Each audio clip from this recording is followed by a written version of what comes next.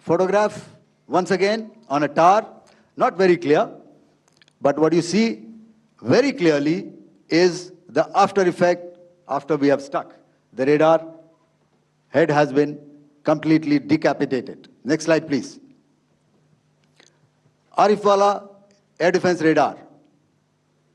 In this complex, you see how it looked before, blown up image, and after, really blown up. Next. Now coming to Sargodha airfield. Remember, this is one of their important airfields wherein they have a lot of assets, F-16s, other assets which they keep getting, training institutes. And we have stuck this airfield. It is not, if you zoom in here, then one impact point here on the runway and second impact point of our weapon, precision weapon on the runway. And if you see this blown up, repairing going on. Same here. Next. Rahimyar Khan. This is the area we have struck. A deep strike out here and one complex here. So this is how it looked before, and same. You see a big crater, another crater here, and this complex, after strike, neutralized. Next. Chaklala airfield, Noor Khan, once again a major air base, a lot of their logistic assets out here. This was the chosen complex that we intended to strike and convey a message. Next slide, please. This is how it looked before, and this is how it looked after our strike. Next. Sakar. We chose the radar site at Sakar. This is the radar site. And after it was struck, this is the aftermath, completely burnt out. Next, please. Aircraft shelter. This is how it looked before the strike, and this is how it looked after the strike. The roof of the buildings completely caved in and burnt. Next. Precision strike. Next. Jacobabad aircraft hangar, and this is how it looked after. Next. So what I'm trying to convey here, ladies and gentlemen, is to start with, our fight was neither with the Pakistani military nor with anybody else who's there on the other side. Our fight was with the terrorists. We neutralized the terrorists that we selected to be neutralized, and thereafter we only maintained the air defense posture. However, we were relentlessly pounded by waves after waves. And thereafter, we only maintained the air defense posture. However, we were relentlessly pounded by waves after waves, night after night, by his UCAVs, by his drones, and by his other unmanned aerial systems. And that left us with no choice but to retaliate, and yet our retaliation was calibrated, it was graduated, and it was proportionate. Thank you.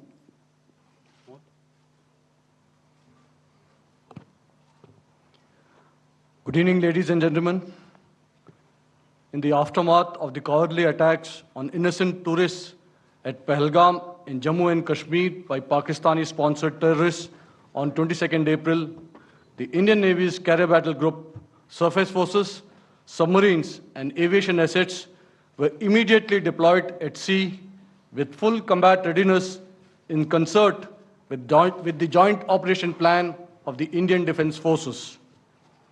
You may be aware that we tested and refined tactics and procedures at sea during multiple weapon firings in the Arabian Sea within 96 hours of the terrorist attack. The aim was to revalidate our crew, armament, equipment, and platform readiness to deliver various ordnance on selected targets precisely.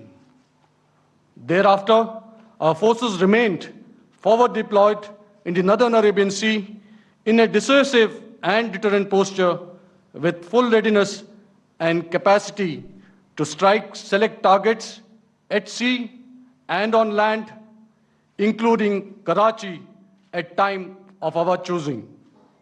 The forward deployment of the Indian Navy compelled Pakistani naval and air units to be in a defensive posture, mostly inside harbors or very close to the coast, which we monitored continuously.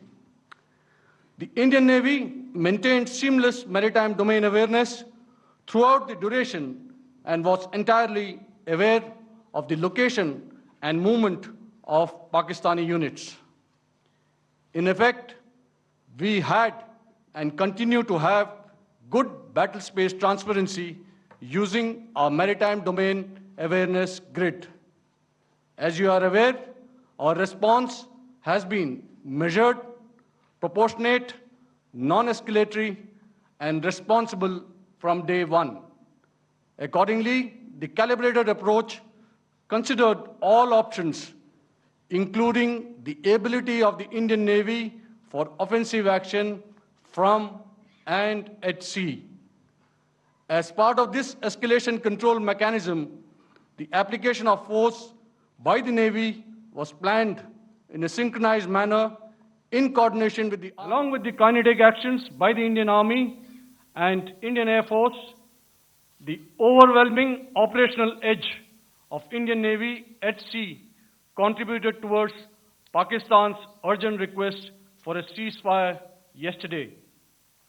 As we speak, Indian Navy remains deployed at sea in a credible deterrent posture to respond decisively to any inimical action by Pakistan or Pakistan-based terrorists.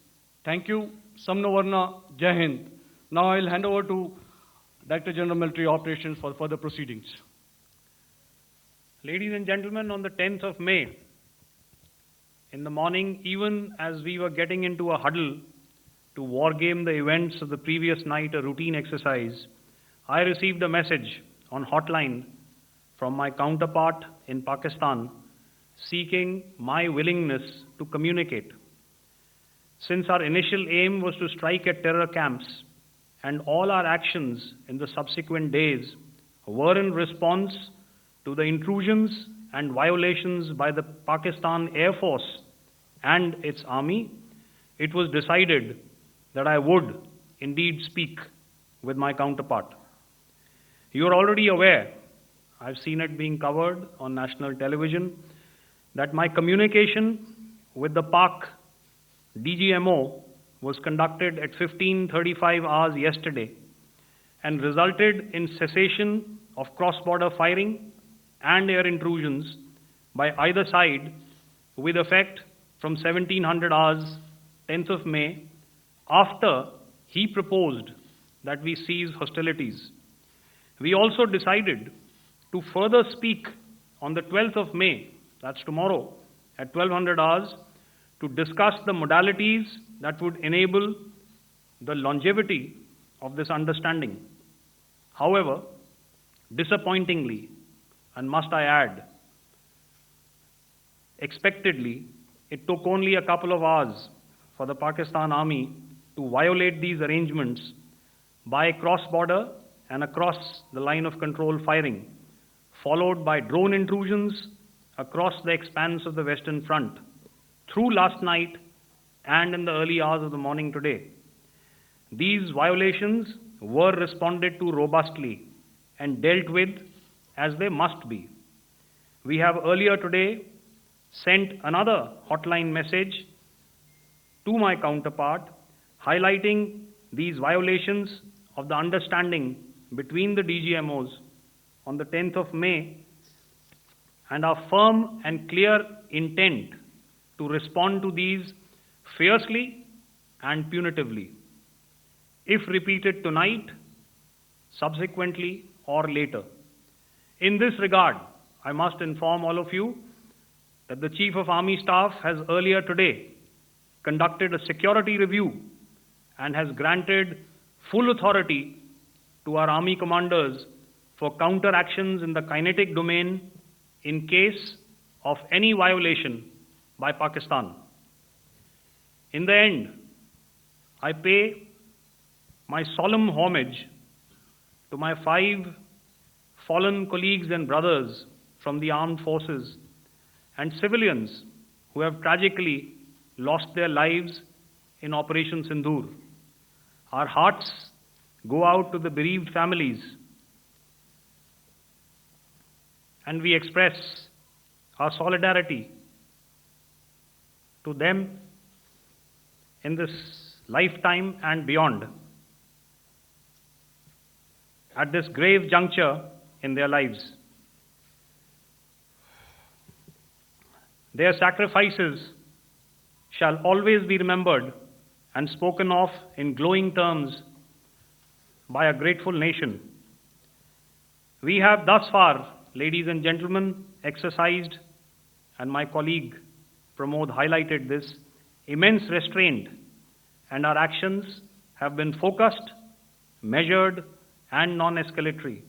However, any threat to the sovereignty, territorial integrity, and safety of our citizens will be met with decisive force. Jai Hind. Okay, ladies and gentlemen, we are now open for questions. All right, now, since I would not know all of you, I would expect you to please raise the placard or your hand, and once I indicate, I expect you to please give out your name and the media group that you belong to. Keep your questions short so that we can take as many questions as possible. Also, ladies and gentlemen, kindly bear in mind that confidential aspects may not be answered by the 3 DGMOs. Right. I've got a lot of hands there.